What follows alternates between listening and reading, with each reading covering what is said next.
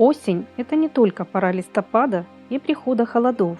Есть немало растений, цветущих даже поздней осенью.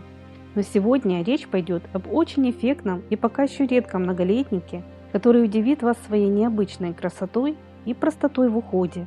Его цветение завораживает взгляд и радует буйством своих белых соцветий, даже в такой холодный сезон. Те, кто еще о нем не знает, знакомьтесь, это астра вересковая или вересковидная.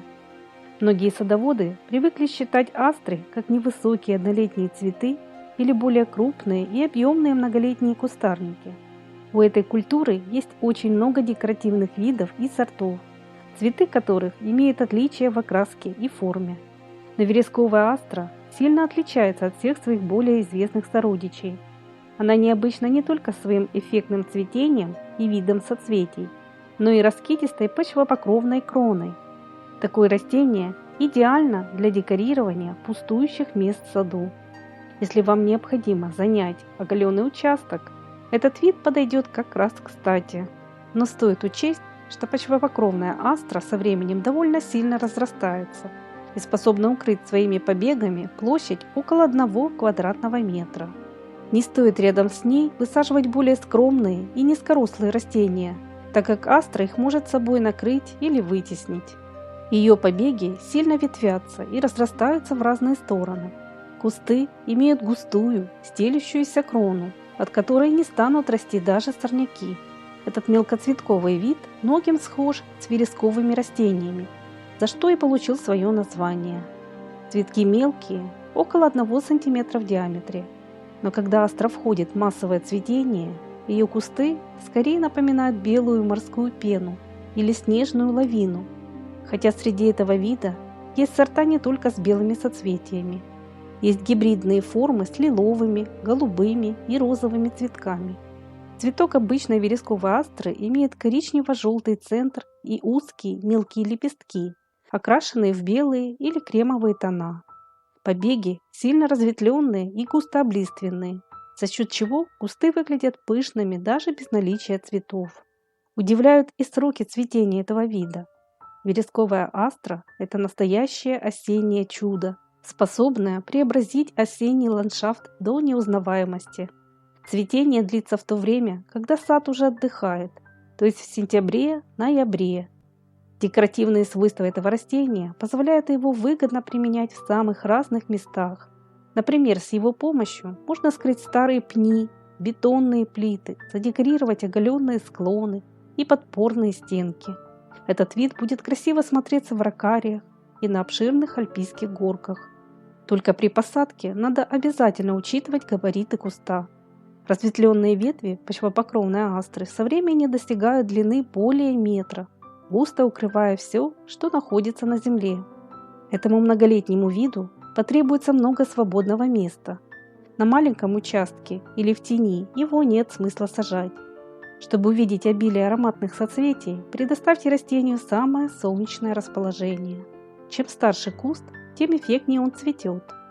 Некоторые садоводы, особенно северных регионов, жалуются, что их вересковая астра не успевает показать себя во всей своей красе. Наверное, в садах с ранним приходом зимы это растение нет смысла сажать. В лучшем случае вы увидите его густую зеленую крону, похожую на почвопокровный можжевельник, и множество белых нераскрытых бутонов. Хотя этот вид совершенно не страдает от первых заморозков и выглядит декоративно даже при морозе -6 градусов. Вересковидную астру также можно выращивать в контейнере, как ампельное растение. Данный вид астры обладает редкой неприхотливостью и высокой зимостойкостью. Кусты переносят морозы до -35 градусов, причем без укрытия. Но есть одно «но». Их нельзя высаживать в низинах и подтопляемых местах.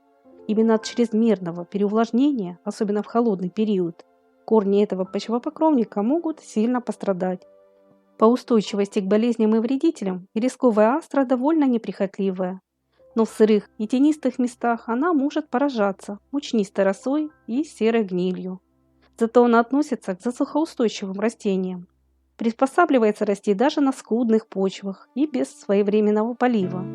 Особо питательный грунт этому виду не нужен. Но при посадке в землю стоит внести дренаж хотя бы в виде речного песка. Какого-то специального или сложного ухода этому многолетнику тоже не требуется. Однако стоит следить за его скоростью роста и при необходимости лишнюю длину побегов состригать. А вот удалять надземную часть на зиму у этой астры не надо. Куст должен уйти в зиму с побегами и листвой. Конечно, его травянистые части не перезимуют. Как правило, их удаляют ранней весной. Прелесть этого вида не только в его необычном и позднем цветении. При всей своей неприхотливости эта астра способна разрастаться эффектным густым ковром. Ее густоветвистые побеги вытягиваются в разные стороны и образуют плотное покрытие радиусом более метра. Такая стелющаяся форма не даст возможности прорастать сорнякам. Садоводам, у которых есть обширные пустующие участки, горки, свободные поляны и голые склоны, это растение поможет решить сразу несколько задач.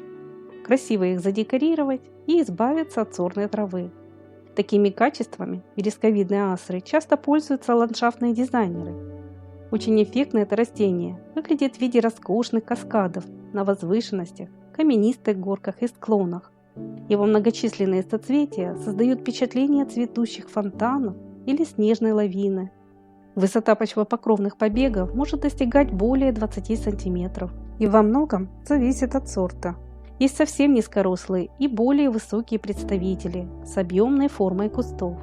Кроме пышной пены многочисленных мелких соцветий, вересковая астра радует своим приятным ароматом. Подобных цветущих многолетников с необычной стелющейся кроной и ароматными цветками в виде миниатюрных звездочек в осеннем саду сложно найти. Вересковая астра – это яркая фаворитка осеннего сада. Если вы захотите приобрести это растение, подберите ему просторное и солнечное место. Посадку лучше проводить в весеннее время. Хотя саженцы, выращенные в контейнерах, можно высаживать в любой сезон, кроме зимы. Слишком тяжелая или болотистая почва этой астре не подойдет. Часто поливать саженец после посадки, как, например, мы поливаем хвойные культуры, не понадобится, а вот мульчирование основания куста будет не лишним. Для обильного цветения растение необходимо подкармливать не менее 3 раз за сезон, то есть в период его вегетации, образования бутонов и во время цветения.